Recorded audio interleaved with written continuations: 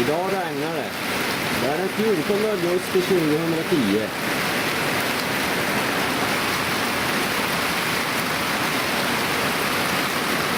Det är riktigt ösen nu.